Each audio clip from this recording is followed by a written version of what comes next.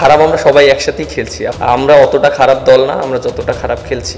এখানে তো আমাদের অবশ্যই দায় নিতে হবে প্রত্যেকটা প্লেয়ারের, এবং অ্যাজ এ ক্যাপ্টেন হিসেবে আমারও দায় নিতে হবে। ট্রফি নিয়ে রীতিমতো উৎসবে মেতেছে আফগানরা। মেহেদী মিরাজের কাছে আছে কি কোনো সান্ত্বনা? ম্যাচ শেষে তাসকিন আহমেদ মেহেদী মিরাজকে মোটামুটি বড় রকমের সান্ত্বনা দেওয়ার চেষ্টাই করেছেন, পিঠ চাপড়ে দিয়েছেন, বলার চেষ্টা করেছেন নাই দলটা ঘুরে দাঁড়াবে। কিন্তু ক্যাপ্টেন মেহেদী মিরাজের কোনো সান্ত্বনাই কি আসলে মন ভোলাতে পারছে? বাংলাদেশ যেভাবে হেরেছে, যেভাবে পারফর্ম করেছে, স্পেশালি ব্যাটিং ডিপার্টমেন্টটা যেভাবে এবারের এই সিরিজটাতে কলাপস করেছে, তার কোনো ব্যাখ্যা বিশ্লেষণ কোনো কিছু কি আসলে কারো কাছে আছে? দলের ক্যাপ্টেন ম্যাচ শেষে এসেছিলেন প্রেস কনফারেন্সে, তাকে যতই আসলে প্রশ্ন করা হয়েছে তিনি ততটাই যেন হতাশ হয়ে পড়েছেন, মুষড়ে পড়েছেন। দিন শেষে একটা ব্যাখ্যা দেওয়ার চেষ্টা করেছেন, কিন্তু মিরাজ জানেন সেই ব্যাখ্যাটাও হয়তোবা এমন হতশ্রী পারফরমেন্স, এমন জঘন্য ব্যাটিং, এমন বিদঘুটে ব্যাটিংয়ের পর যথেষ্ট নয়। আমরা অতটা খারাপ দল না, আমরা যতটা খারাপ খেলছি। অ্যাকসেপ্ট করে নিতে হবে যে আমরা অবশ্যই খারাপ ক্রিকেট খেলেছি অ্যাজ এ ব্যাটিং ইউনিট। আর ব্যাটসম্যানরা যদি রেসপন্সিবিলিটি না নিয়ে খেলে তাহলে এটা অবশ্যই একটা টিমকে সাফার করবে। বাট আমার কাছে মনে হয় যে আমাদের আরও বেশি রেসপন্সিবিলিটি নেওয়া উচিত প্রত্যেকটা ব্যাটসম্যানকে। খারাপ আমরা সবাই একসাথেই খেলছি। আপনি দেখেন যে একটা দুইটা ব্যাটসম্যান যারাই ভালো খেলছে তারাও আবার আউট হয়ে যাচ্ছে।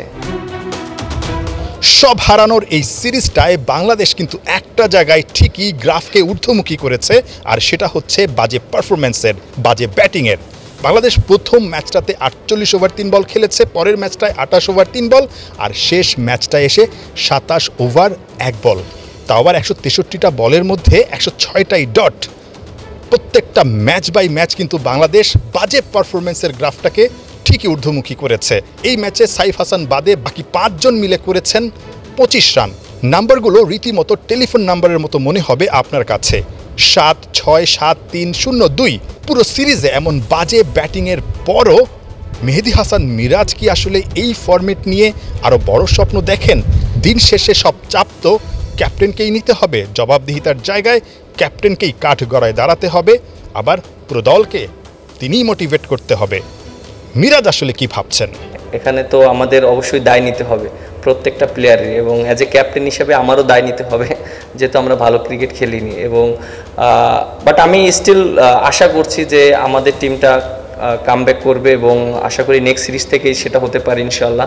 এটা আমি বিলিভ করি, এবং দলকে আমি ওইভাবেই বুস্ট আপ করবো, এবং আশা করবো ভবিষ্যতে দর্শকদেরকে ভালো ভালো ম্যাচ উপহার দেওয়ার জন্য। বাট আমার কাছে মনে হয় যে এই জিনিসগুলো যদি আমরা ইমপ্রুভ না করতে পারি তাহলে আমাদের জন্য অনেক আরও টাফ হবে যদি আমরা ইমপ্রুভ না করতে পারি। এবং এই ম্যাচগুলো থেকে যে মিস্টেকগুলো করেছি সেইগুলো যদি আমরা বারবার রিপিট করি তাহলে আমাদের জন্য আরও ডিফিকাল্ট হবে।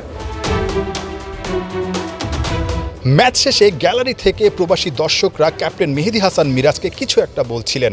মিরাজ হাত নাড়িয়ে তাদেরকে শান্ত করার চেষ্টা করেছেন, বোঝানোর চেষ্টা করেছেন এই দলটা নিয়ে বাংলাদেশ ঘুরে দাঁড়াবে। কিন্তু দর্শকদের মনটা কি আসলে শান্ত হচ্ছে? হয়তোবা হয়নি, যার কারণে মিরাজ ঠিকই ছুটে গেছেন গ্যালারির কাছে, ছবি তুলেছেন, সেলফি তুলেছেন, কিছু একটা বার্তা দিয়ে এসেছেন। সেই বার্তাটা ঘুরে দাঁড়ানোর। বাংলাদেশ কবে ঘুরে দাঁড়াবে? একদিনের ব্যবধানেই বাংলাদেশ দেশে ফেরার পর মাঠে নামতে হবে ওয়েস্ট ইন্ডিজের বিপক্ষে। ক্যাপ্টেন বলছেন ওই সিরিজ থেকেই বাংলাদেশ তাদের চেনা রূপে ফিরবে। দর্শকদের অপেক্ষা এখন ওই সিরিজটার দিকে। সত্যি কি বাংলাদেশ ঘুরে দাঁড়াতে পারবে, নাকি এই হতশ্রী পারফরমেন্সের ধারাবাহিকতা আবারও দেখা যাবে?